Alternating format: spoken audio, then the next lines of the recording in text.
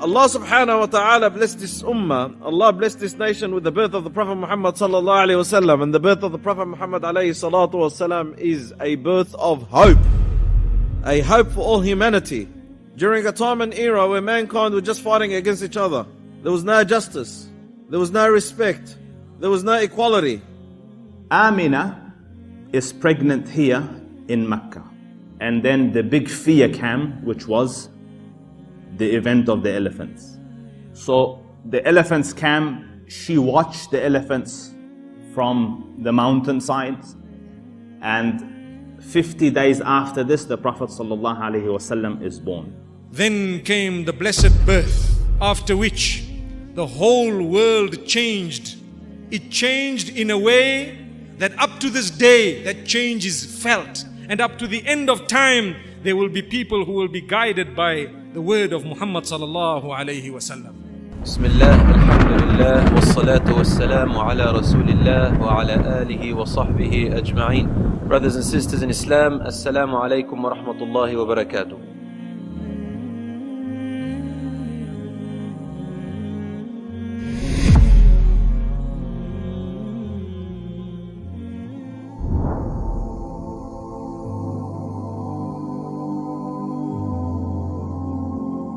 Usually before something big happens, its signs start to appear. So the first one to us is just the event of the elephant. Let's look at this a little bit deeper. The faith of the Quraysh is what? The Quraysh were mushriks.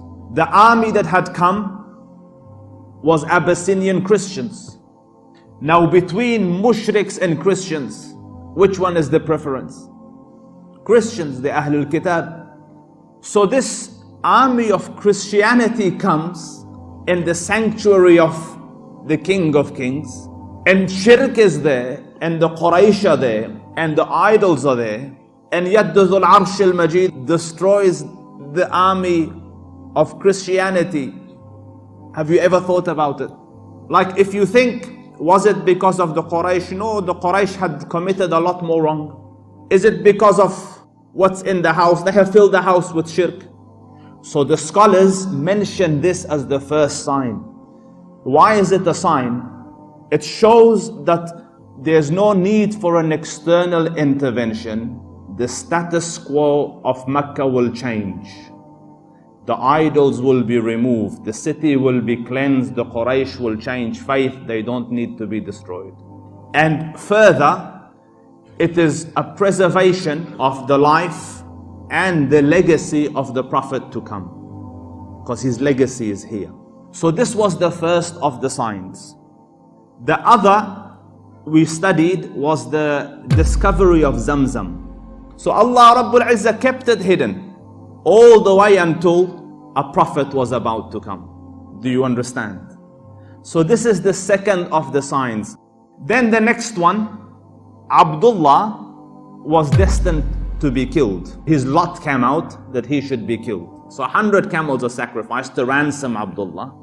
Immediately after the saving of Abdullah, Abdul Muttalib decided that he needed to choose a bride for his son. And Abdul Muttalib chose for him the daughter of the chief of the Banu Zuhra. The Banu Zuhra were one of the tribes of the Quraysh. So the chief of the Banu Zuhra, Wahab, and he had a daughter, Amina. And so Abdul Muttalib proposed to Amina binti Wahab on behalf of Abdullah. This proposal took place shortly before the caravan season, when the caravans were about to depart to Syria. So Abdullah got married to Amina just a few days before the caravan departed. And it is said that he barely spent 3 or 5 days with her before he had to go with the caravan. So within a week of marriage, less than a week after marriage, he only spent a few days with Amina. He then had to leave, catch the caravan, go all the way to Syria. On the way back from Syria, he fell severely ill with the caravan, and he was slowing the caravan down. And by the time they got to Yathrib, which was later to become Medina, he said to the caravan, I'm slowing you down. I have relatives in Yathrib. I will stay with them until I recover. You go back to Mecca. The caravan had to go, and Abdullah had to stay behind. A little while later, news came that he has died. So the whole role of this man seems to have been just to plant the seed in the womb of Amina and then move off the pages of history. So the scholars say he died younger than 25. So that is the end of the story of Abdullah. So the Prophet ﷺ came into this world with no father. There is a reason from behind why Muhammad ﷺ, our beloved Prophet Muhammad ﷺ, was born a yatim. It's not like something that was coincidence. But Allah subhanahu wa ta'ala is preparing the Prophet ﷺ for a great mission. Nabi sallallahu alayhi wa sallam had been trained to experience the toughest and the most roughest emotions. And one of the hardest things that someone can live in life is to grow up with no father. So the Prophet Muhammad sallallahu alayhi wa sallam, he experienced the toughest emotional experience, which makes him understand everyone. And that's why the Prophet alayhi salatu wasalam understood everyone. And from this, we need to realize that Allah chose for the best of creation to be an orphan. So no one who is an orphan here should think for a moment that that is a negative point. It is one of the most positive points. When a person does not have a father, Allah subhanahu wa ta'ala replaces that with so many other virtues, so many other things. And sometimes they may have a difficult upbringing, but Allah presents for them opportunities that He has not presented for others. Look at this, the greatest leader of all, he was an orphan. Amina is pregnant here in Mecca. And obviously the sadness, young bride, husband died, now she's pregnant. And then the big fear came, which was the event of the elephants. So the elephants came, she watched the elephants from the mountainsides, and 50 days after this, the Prophet ﷺ is born. Then came the blessed birth, after which the whole world changed. It changed in a way that up to this day, that change is felt. And up to the end of time, there will be people who will be guided by the word of Muhammad sallallahu alayhi wasallam. His name was Muhammad ibn Abdullah, ibn Abdul Muttalib, ibn Hashim, ibn Abd Manaf. So he was from the clan of Banu Hashim, who fell under Quraysh. Where was he born? He was born in Mecca. It was the house of Abu Talib, because his father had passed away. And his mother Amina binti Wahab ibn Abd Manaf, who was also from the similar clan of Quraysh, she says, it was the easiest gestation period. The pregnancy was simple. I didn't feel anything. The childbirth was absolutely easy, as though I didn't even give birth. Subhanallah. The most blessed of all creatures was just being born. We want to go into the moment of birth, inshallah, in a few moments. When is he born? He is born in the year of the elephant, the same year that the elephants attacked. We know he's born on a Monday because he himself told us. They asked him, why do you fast on Mondays? So he said, I was born in this day. So we know he sallallahu alayhi wasallam is born on a Monday, and he's born in the year of the elephant. And the majority of the scholars are of the belief that he is born in Rabi' al-Awwal. After this, there's an array of opinions. So from the scholars are those who say he was born on the 2nd of Rabi' al-Awwal, and a great majority who say he was born on the 8th of Rabi' al-Awwal, and a stronger one who says he was born on the 9th of Rabi' al-Awwal, and others who say he was born on the 12th of Rabi' al-Awwal. The Prophet ﷺ said, when my mother was carrying me, and in one version, when my mother gave birth to me, my mother saw a light emanate from her. It reached all the way to the city of Busra in the land of Syria. So the Prophet ﷺ is saying that my mother saw a light coming from her that came all the way and illuminated the palaces or the city of Busra in Sham, in Syria. And this was all signs. These were signs later on, which were only to be interpreted that this man's message was to get across the globe. Muhammad sallallahu alayhi wasallam is a messenger to all mankind and jinn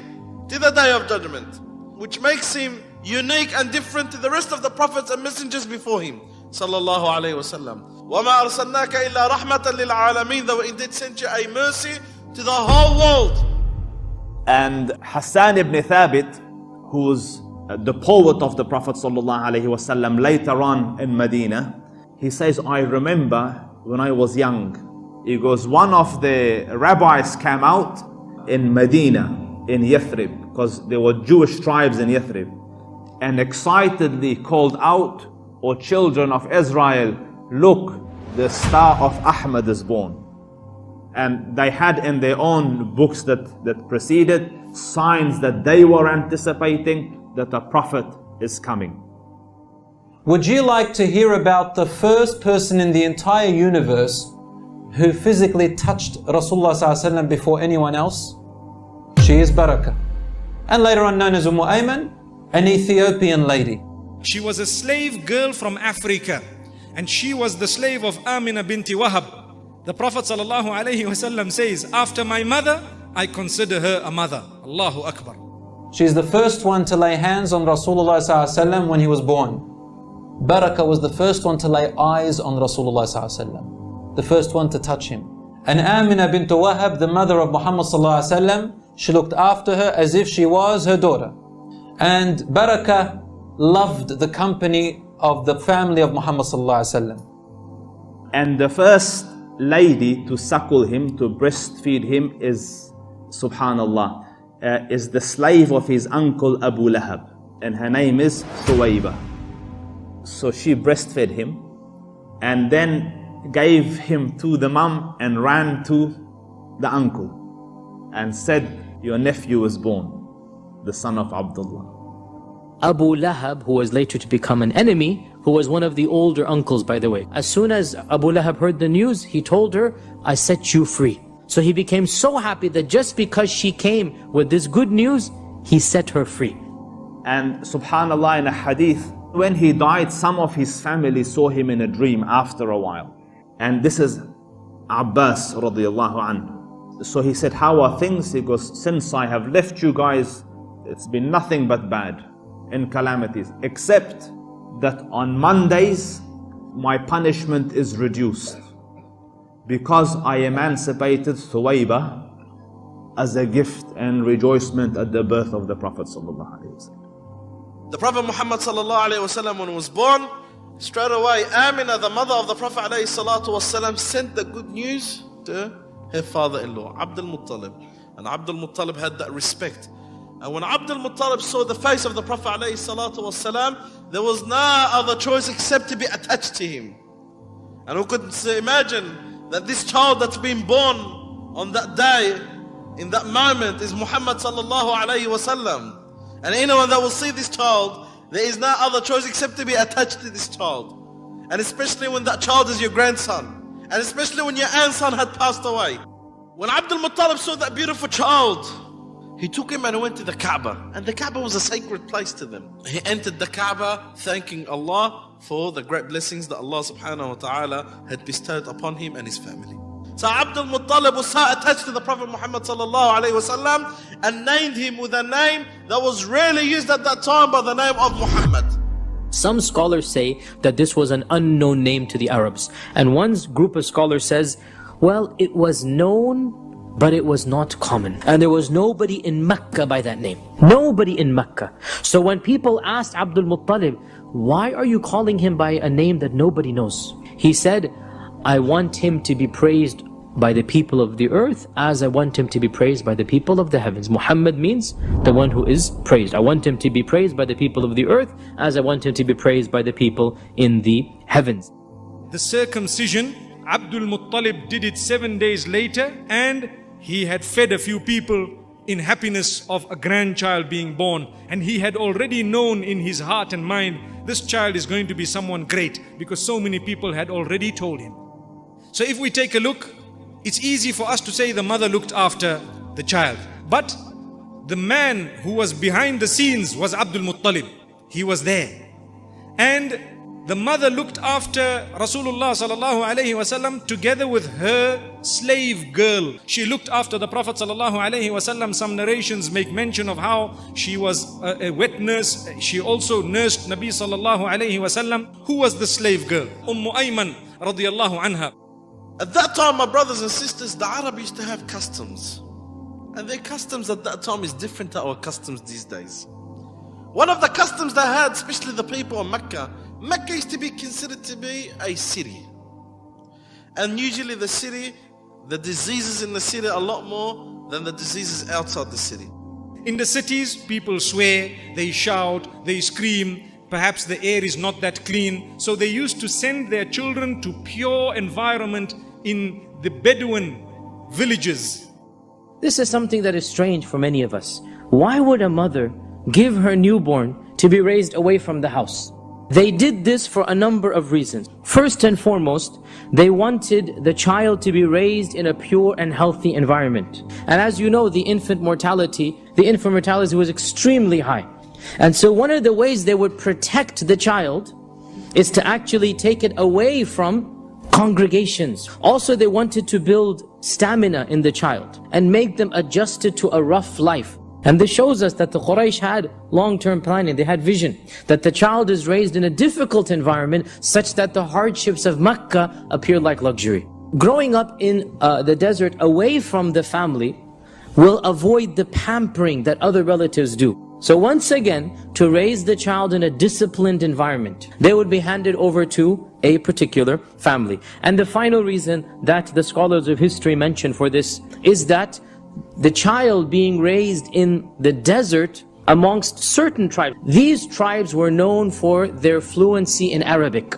Now the Arabs viewed the language of the cities as being corrupted. So what do? They send them to the pure areas, the tribes that were known for their fluency of the Arabic, to be uncorrupted, to be speaking the original ancient Arabic. And the most famous tribe that was known for this is the Banu Sa'd ibn Bakr. And of course it was this tribe that took care of the Prophet sallallahu alaihi wasallam. The people of Bani Sa'd, they used to live out in the deserts and they used to have their own lands, and they used to be more of farmers and Bedouins who used to be isolated away from the city. And they used to be known to be those who used to come to Mecca and take the children of the people of Mecca and raise them with them for few years and make money out of it. So now Halima As-Sa'diyya, she's from the tribe of Banu Sa'd, the children of Banu Bakr. So Halima came with a group of 10 ladies, 10 men and ladies, like 10 families. She says that our land had hit drought, so drought has hit our lands and life was very difficult. So we thought we will go to the city, take some kids as foster children, and from that some khair will come to us. You know, they'll give us some wealth, some money, some livestock, so that we can get on with our lives here. So these 10 families came and they started to ask around, and people showed them, and each one of them came to the house of Amina, but what did they see? Nothing grand. Every time a woman will come across the Prophet Muhammad ﷺ, the young baby, and they ask about his father, what do they say? He's dead.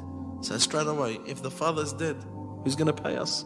So all children were taken except the Prophet Muhammad ﷺ. No one would want to take the Prophet ﷺ, assuming that, what are we going to get out of this child if his father is dead? There's no money. There's no money to make. So there's no point to take this child. Subhanallah, Allah Azza wa Jalla, when Allah plans, Allah subhanahu wa ta'ala plans in a wise way and a great manner. Halima, all her mates, all her friends managed to get a child, except her. But later on, when she realized that all the children are taken and everyone else from her friends and from her town mates are going back with a child except her, that became embarrassing for her. So she was sitting down with her husband and she was saying, you know, it looks very embarrassing for us to go back empty-handed. So her husband said, why don't you take the orphan child? Perhaps Allah will bless us through him. Notice there's good in his heart. Perhaps Allah will bless us. And this shows the couple were a good-hearted couple. So she said, you know what, I'll take him. Maybe there will come a blessing. No doubt what she thought came, but a lot more than what she expected. She took the Prophet Muhammad sallallahu alayhi wasallam and she went back. She went back. When she came on a female donkey. And her female donkey was always the last donkey to catch up with the rest of the caravan. When she came back, her female donkey was running in front of everyone. All her friends were saying, oh Halima, did you buy a new donkey? Is that a new donkey? Or is it something that you've been gifted? Where did you get this donkey from? She's saying, by Allah, it is the same donkey that I came on. SubhanAllah, the blessings and the barakah of the Prophet Muhammad sallallahu alaihi wasallam, and it started to come upon her and her family.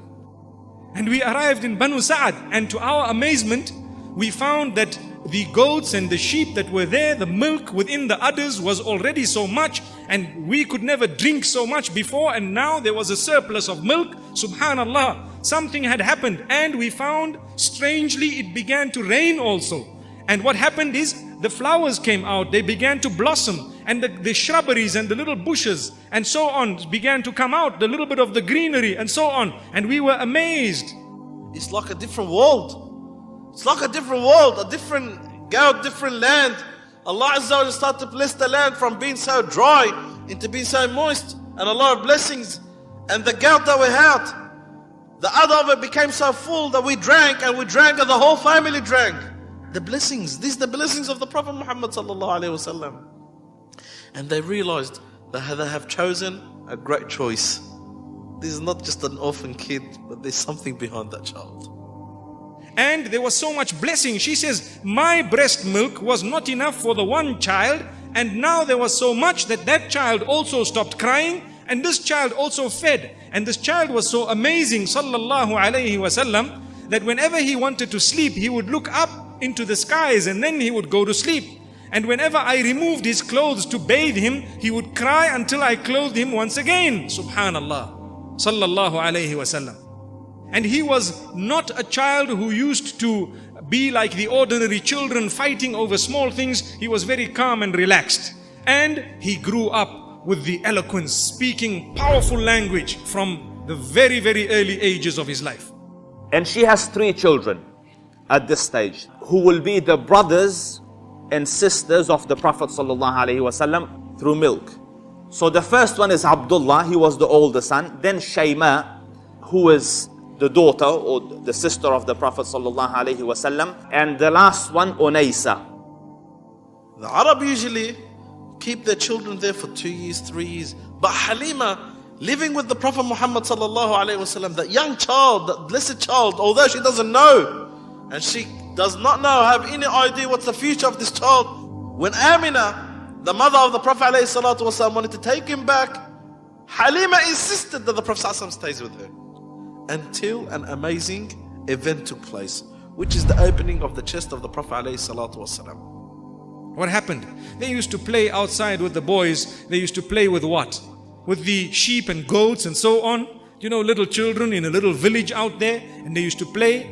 And one day, his friend, the one who was also his brother, his foster brother, the one who was being breastfed by the same Halima Sa'diyah, they were playing together and 2 angels came down. The Prophet ﷺ said, 2 men came to me. There were 2 angels. One of them is Jibreel, came in a form of men. One of them said, is that him? The other one said, that's him. So they grabbed him and took him. Their children that were around the Prophet ﷺ, they ran away, the 2 big men. So they ran to their mother, Halima Sa'diyah. And those 2 men took the Prophet Muhammad ﷺ behind a small hill where no one can see. The Prophet ﷺ, he says, I was forced to be put on the ground, and then they opened my chest, took my heart, and out of my heart they took a clot out, and they said, هذا حظ الشيطان منك. This is the luck or the portion of the shaitan from you. They took it out, washed the heart of the Prophet Muhammad sallallahu alaihi wasallam in a golden plate with Zamzam water, put it back where it belongs, and put back the chest of the Prophet sallallahu alaihi wasallam the way it was, and then the Prophet sallallahu alaihi wasallam was left to go. When the children ran away, they ran back and they said, and they're looking in the distance that there's a man throwing him on the floor, putting blood in and this and that. So they come screaming and running that our brother has died, our brother has been killed, a man has abducted him, a man has killed him. And of course Halima and others, they became so worried. They come running outside and they found the Prophet ﷺ sitting, his face is pale. She says, but Allah saw his face, different colors, and she knows she's experienced the Prophet ﷺ, he doesn't lie. After I heard what he told me, she got so scared, so she took him back to his mother. there was a mark that was left on the chest, subhanallah, which remained up to the end. And Anas ibn Malik radiallahu anhu says, I used to see the mark left by that cutting of the chest from the angels, subhanallah. Later on, even in the life of Muhammad sallallahu alayhi wasallam, a little mark, sallallahu alayhi wasallam. So they took him, and what did they do? They returned him. They went back to Mecca. And they saw the mother, and they saw the grandfather, and they said, we are returning this young boy. But why? No, we are busy, we have this. No, tell us the reason. No, we have this excuse. No, tell us, why is it that you are bringing this child back? And then she says, well, this is what happened. What could Amina do? Binti Wahab. She accepted her child back, looked after the child with the assistance of whom? With the assistance of Ayman, who was her slave. And she treated the child very well, and subhanallah, it was something amazing. They had a beautiful bond. As his mother had relatives in Medina Munawwara, she used to go there now and again. The father had passed away in Medina Munawwara, and as I told you, he also had relatives there. Where Amina, the mother of the Prophet ﷺ, will go one day to visit. When Amina went there, on the way back, she became ill and sick. When suddenly Amina, his mother, was stricken with a disease, and she fell to the ground, couldn't move anymore. Then Barakah came to try and look after her, tend to her needs, but Amina was passing away. Rasulullah sallallahu alayhi wasallam was only 6 years old. And can you imagine with me a child? He doesn't know what's going on. He's never seen death before. And the first encounter of death he has to see is his own mother. His father is dead. He never saw his father. He has no siblings. The most closest person you can have is your mother. And the first encounter of death that you see is your own mother's before your eyes, in the middle of nowhere. And she is the only one you have to look after you. Rasulullah sallallahu alaihi wasallam was in that position. He saw his mother turn to Barakah, and her tears were flowing. Her agony of pain was increasing. And she is saying to Barakah, you are now his mother. And Rasulullah ﷺ is looking at Barakah. Barakah is crying. He's looking at his mother is crying. She is dying. And Rasulullah ﷺ, a 6-year-old, does not know what's happening. And then he realizes that his mother starts to take her last breaths. Her eyes are open, looking up into the sky, and she's no longer communicating with Rasulullah ﷺ. He's saying, Ya Ummah, Ya Ummah, Ya Ummah. And she's not responding. The mother who always responded to Rasulullah ﷺ anytime he ever needed her, now she's no longer responding to Rasulullah. Her eyes are looking up into the sky. What should he do? He sees Barakah crying, and he sees his mother dead. He understands that something has gone wrong. So the first thing he does was, he jumps onto his mother, he holds onto her neck, and he starts to cry immensely on her chest, sallallahu alayhi wasallam. He wouldn't let go of her. And then Barakah, she holds Rasulullah sallallahu alayhi wasallam, and he says to her, Ya Barakah, anti ummi ba'da ummi. You are my mother after my mother. You are now my mother. In other words, he's trying to call out to her, saying, Ya Barakah, you are my mother. Please look after me. My mother's gone. I only have you. Please be my mother. She passed away in a place called Abwa. And Ayman took Muhammad sallallahu alayhi wasallam, looked after him, cared for him, returned him to Mecca, and went straight to the grandfather, whose name was Abdul Muttalib. Rasulullah sallallahu alaihi wasallam remembered this moment, subhanallah, even until he was about 50 something years old. When he was coming to Medina and he went past a grave in Al-Abwa, he sat down at this grave and he began to cry. What's making you cry, Ya Rasulullah? And he said, Atadruna qabra man hada? Do you know whose grave this is? He said, Hada qabru ummu nabiyyikum. This is the grave of the mother of your Prophet. Tadhakkartu hananaha alayya fi sighari. I remembered and recalled her kindness towards me when I was a child.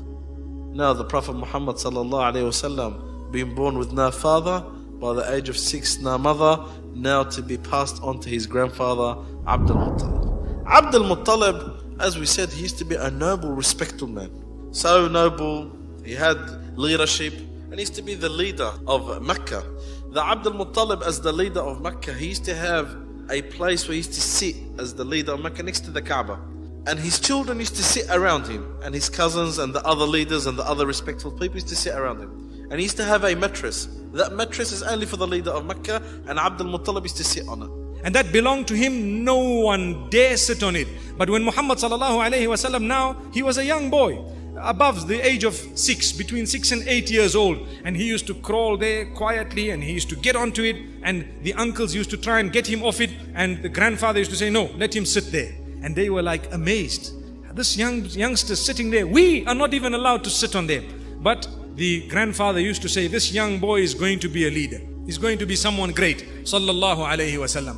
The grandfather loved him so much. And the grandfather fell ill at one stage.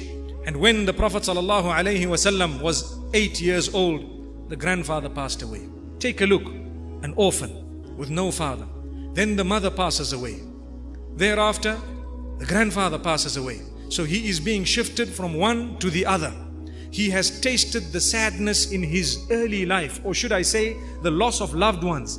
This was the first of this extreme compassion that Rasulullah ﷺ had to learn. For wallahi, after that, every time he saw an orphan or a person who had lost his mother or parents, he was the first to understand their pain. He understood their pain more than what they understood. And that was Rasulullah ﷺ. Allah was preparing him.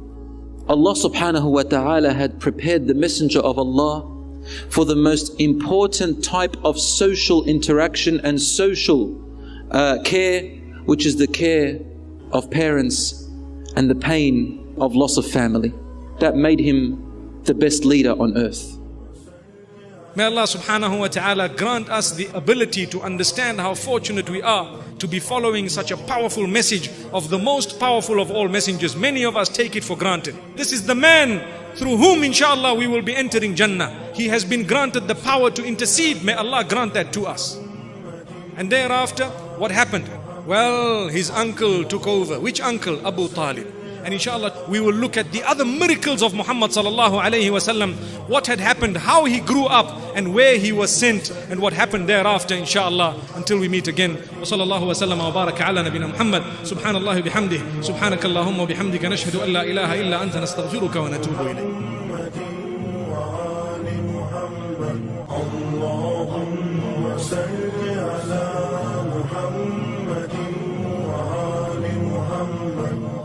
اللهم صل على محمد وآل محمد اللهم صل